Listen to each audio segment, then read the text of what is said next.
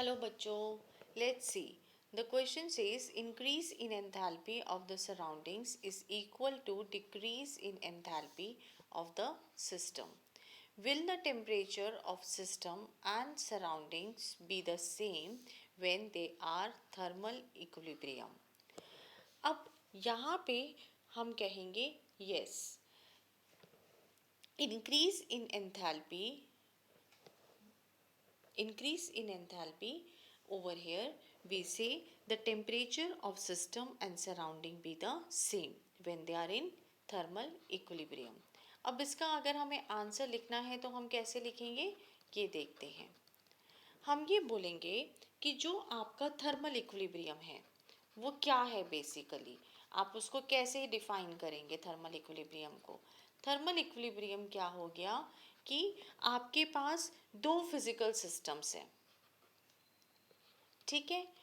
अब हम ये कहते हैं कि ये दोनों फिजिकल सिस्टम्स जो हैं आपके ये कनेक्शन में अगर आएंगे तो ये कनेक्शन पे आने पे they do not allow transfer of matter. इसके अलावा ये किसी भी तरीके का ट्रांसफ़र ऑफ एनर्जी भी अलाउ नहीं करते हैं.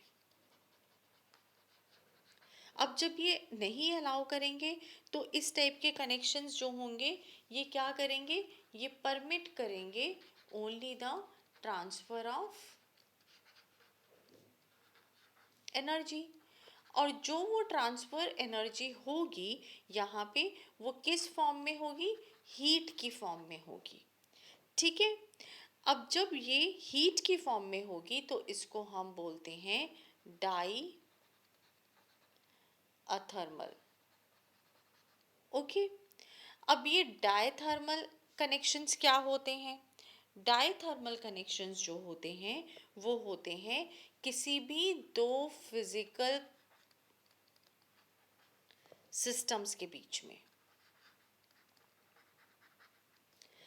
अब ये जो कनेक्शंस हो गए ये कनेक्शन फॉलो करते हैं कि हम ये बोलते हैं कि ना ही इनमें किसी भी तरीके का चेंज होगा स्टेट का.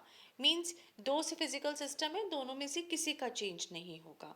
जब चेंज नहीं होगा तो क्या होगा, दोनों सिस्टम्स जो हैं they are said to be in the thermal equilibrium. Okay. So specifically क्या है, when no change in state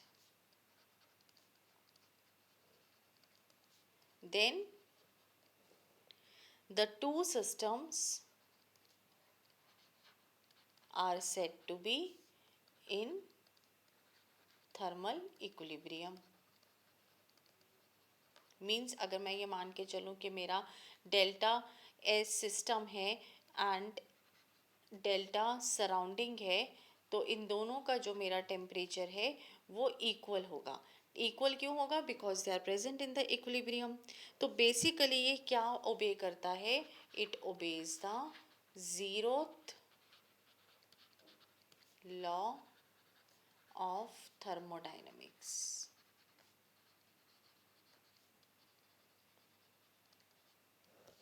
और आपका जीरोथ लॉ ऑफ थर्मोडायनेमिक्स जो है वो क्या कहता है, वो ये कहता है कि आपकी सिस्टम का टेम्परेचर और सराउंडिंग का टेम्परेचर जो है वो सेम होता है जब वो प्रेजेंट होते हैं किसी थर्मल इक्विलिब्रियम में.